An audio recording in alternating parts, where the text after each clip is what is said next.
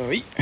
Okay, so of those guys, 2 out of the 7 that I've planted haven't taken so nicely. Thank you, Harida. But I don't know exactly what's going wrong other than they just didn't like the transplant. So I'm going to put down some Terra Plus Natura, which contains a nice load of bacillus, and we can chuck it around the roots and hopefully that'll get some root growth going on.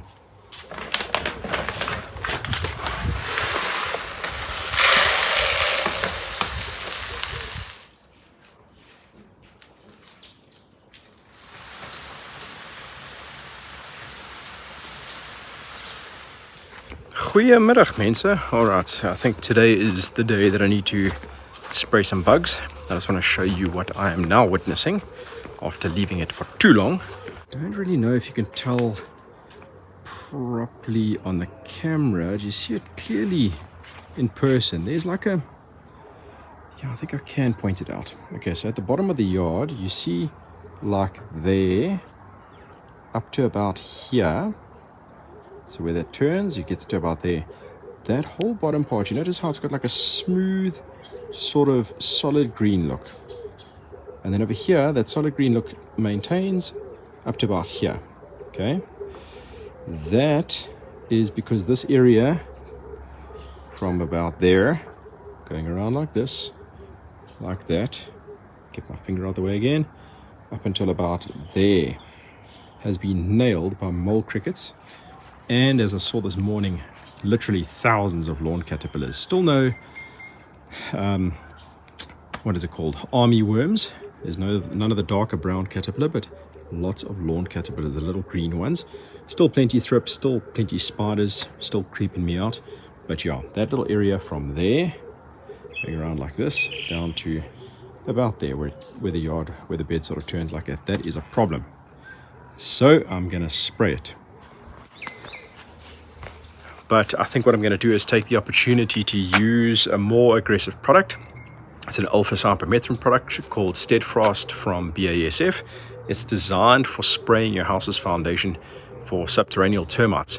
Either before you build the house or afterwards when you call in a pest control operator, they'll pop holes into your foundation and they will inject this stuff in and along the lines of your foundation walls going around your house.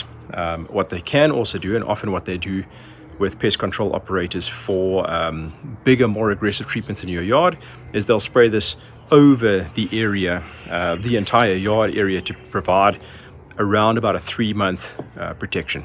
So that's what I'm going to do today. Just to be a little bit more specific, I'm not going to apply it like the pest control operators do. They normally come out with a tank to do a sort of drench application. I don't have the tools for that, so I'm going to spray it with a medium droplet. You can't obviously use too much of a fine droplet because it's going to blow all over the place. You don't want to inhale this stuff, and it's for ground application. It's not for a surface application where you'd use a finer mist. So you need to basically drench this into the soil. I'm not going to discuss application rates and that kind of thing because this product isn't really for this. If you wanted to do it on your own and just sort of look after lawn caterpillars and try and take out some crickets, you can go buy a standard cypermethrin product and apply it as per the instructions on the box of the packet, bottle in most cases, and take it from that. So I'm going to get myself all kitted out now. It's about 4:30 in the afternoon. There's no wind. It's a perfect opportunity to spray. And remember, it is nicer to do treatments for mole crickets in particular just before the sun goes down, because they come out at night to start feasting on the surface stuff. So I'm hopefully going to apply some product, and as they're coming up, we're going to make them cross the path of the poison, and hopefully that kills a few more of these evil scum, spawn of Satan. Anyway, I'm not sure if I'm going to record this part. I'm a little bit scared of getting the stuff all over my camera, because my camera is my phone, and that's not so cool. So if I can choose a good position that isn't going to get full of this stuff, then I'll record. Otherwise, you'll see me just now after spraying. Oh, and remember to wear PPE. You want to cover yourself. Don't get the stuff on your body. Definitely don't inhale it. Don't let it go into your eyes, into your nose. Don't get it on your lips and then lick your lips. Don't smoke and eat and whatever else straight after, or definitely not during. I hope you're not that doof, but definitely not afterwards. You're gonna Wash yourself properly afterwards. Get in the shower. All those clothes go in the wash immediately. You don't mess around with chemicals. You'll be daft if you do. Okie dokie, it's the next day. I did spray yesterday afternoon. I didn't use the camera because I didn't want, it was still a little bit misty, if I could term it like that. So I still used the heaviest drop nozzle that I could, and I don't feel like it was enough of a drench. So I put down a pretty heavy dose, and then I watered it in for a short period, just like 2 minutes on each side. And yeah, I think it worked for the most part. You can see that I've been doing some soap tests just to check what else is coming up now. Only found one mole cricket, so I don't know if that means anything. I did, however, find still 2 more caterpillars, but it might be because they just haven't croaked yet. Maybe it needs a little bit more water, maybe it needs a little bit more time, I'm not sure. But either which way, there's actually very little stuff that's come out, so it's definitely worked. I think what I want to do now, though, is give the lawn a mow. Oh, hello, Marlo. You can see that I've been patching up just these holes that I've been driving through. This donga, where the guys dug out the, never mind the dog's path, but where the guys dug out the line for the trench for the irrigation, that is still, it's really bad. When you try and mow over it, like here, the mower, it's enough to actually cause it to want to stall a little bit. So I've got to really be careful as I'm mowing around here now. So what I need to do is get myself a couple of cubic meters of soil again and just clean this all up. But yeah, that's for a different day. Anyway, let's give this a mow. I think that I want to apply a wetting agent after the mow, and I'm going to fertilize. I feel like now, as we're approaching winter properly, not only have we not had rain for quite some time now, which is normal for this time of the year, my garden's been pretty good. I haven't used Camisol Aqua for a good couple of months, and that's because I felt that the water was, after using it a few times, the ground became, how should I put it? It corrected itself enough that the water saturated quite nicely for the majority of the season. Only now I'm starting to feel like maybe I need to put down a wetting agent again. So that's what I'm going to do now, fertilize, and I might spray a second time again tonight. Anyway, let's get that mow done.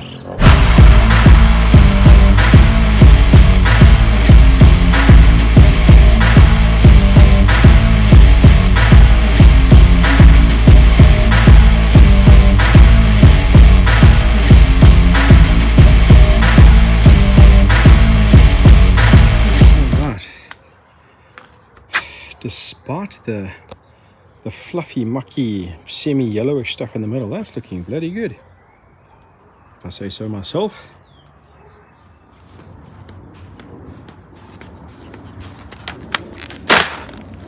All right, so I didn't actually plan on putting this out, but Marlo chewed up the top of the bag, so I will now use this for my, let's call it winter application.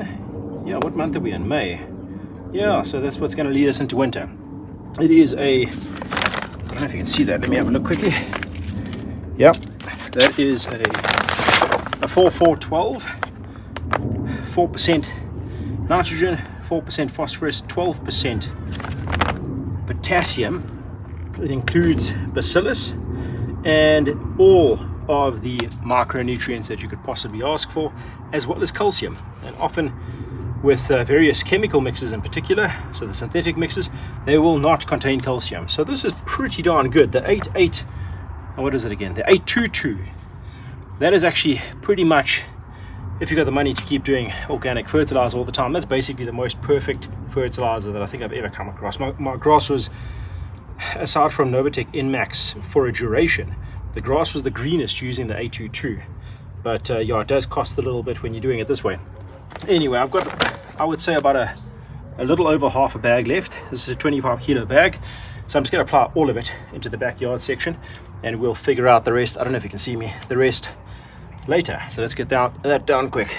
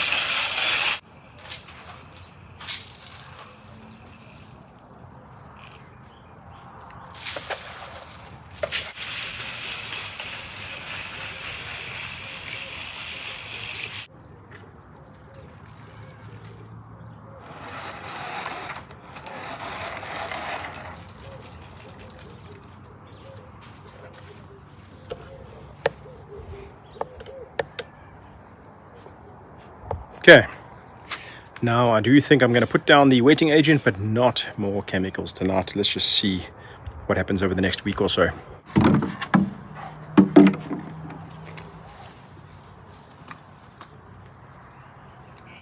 So before I start spraying, I just want to show you what I've done with my irrigation system to allow me to have a hose pipe on this side of the yard running directly off the borehole, because remember I've automated it. Well, actually maybe I'm going to show you my irrigation system. I haven't done that. Anyway, I've automated the borehole with a little relay that allows control straight from the irrigation controller. So when that master control outlet gives it 24 volts DC, turns on the relay which switches 220 volts AC, turns on the borehole pump every time you open up a solenoid. So what I did out here, because I didn't prep for that properly, was I've made this little T-junction. So this is the one zone coming in, and it goes here. It's usually in that position, like that and like that. And what it means is that this now feeds this bed, and that is the usual day-to-day irrigation line open. But every time I want to fill up my pool, top up my pool, which is not looking great now because the pump is packed up because I wasn't paying attention, I'll basically open up this valve like I'm going to do now. So like that, I'll close that valve, and then now I've got my hose pipe straight on the borehole. So now I can water my yard and do this whole run now, nice and easy, straight from there. Okay, I just went and mixed this now. I didn't show you the mixing, but anyway, in here, little hose end sprayer, I put some Camisol Aqua in there with water. So it's basically a not neat Camisol Aqua, it's diluted Camisol Aqua. You don't have to be that accurate with the measurements of this stuff, but about 25 mils per 100 square meters will do you just fine. So if you know how your hose end sprayers would normally work, you've got to just try, doesn't matter how much water you use, to get the 25 mils over 100 square meters, and that's all.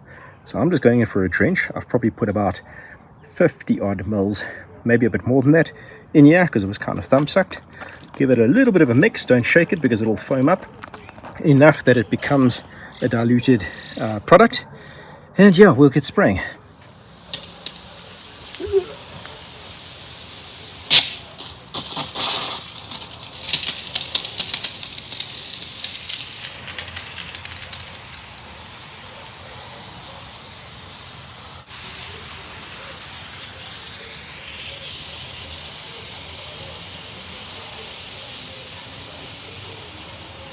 Okay, so I've discovered that that one little nozzle that I've got is no longer acting as it's supposed to, as a Venturi. So I'm going to just grab another one and hope for the best. Okay, let's try that again.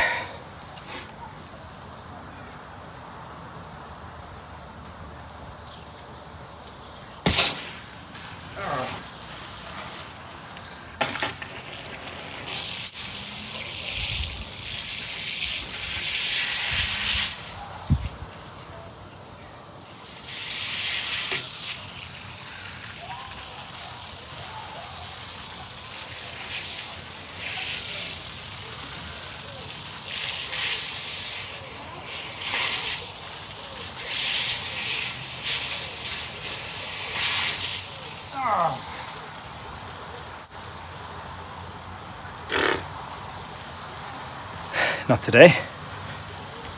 All right, that looks like it's doing what it needs to. Let's go.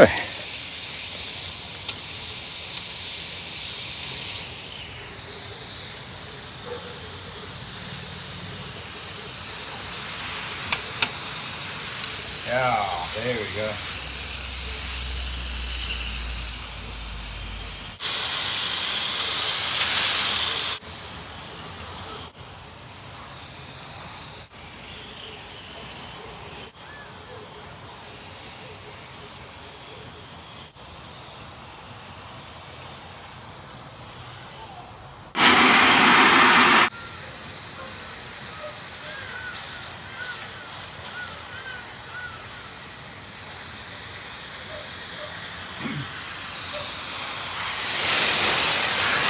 You want to take a wild guess where the hole in that hose pipe comes from? Its name is Marlow. All right, I'm tired of dealing with hose pipes. I'm going to turn on the irrigation for about 20 minutes per side, so a good drench now, because there's no point in the product just sitting on the surface. It must work its way into the soil. Remember, Camisol Aqua, unlike many, not all, but many wetting agents, it helps not only to cause the viscosity of the water to be reduced so that it can penetrate the soil better like a dish soap would do, it also causes the fine particles to aggregate in the soil, and this causes like better pathways for water to penetrate into the soil, and it helps with aeration to a certain effect. Not aeration like what you would get out of actually physically aerating like with core aeration, but rather just because the fine particles are no longer spaced out and stopping water from penetrating, they are now bound together, causing little channels and cavities and things that will help with a bit of aeration. So yeah, get the water going, and we'll call it a day. Thanks for watching. Like, subscribe. We'll see you on the next one. Cheers. I almost forgot to say happy Mother's Day to all the mamas out there.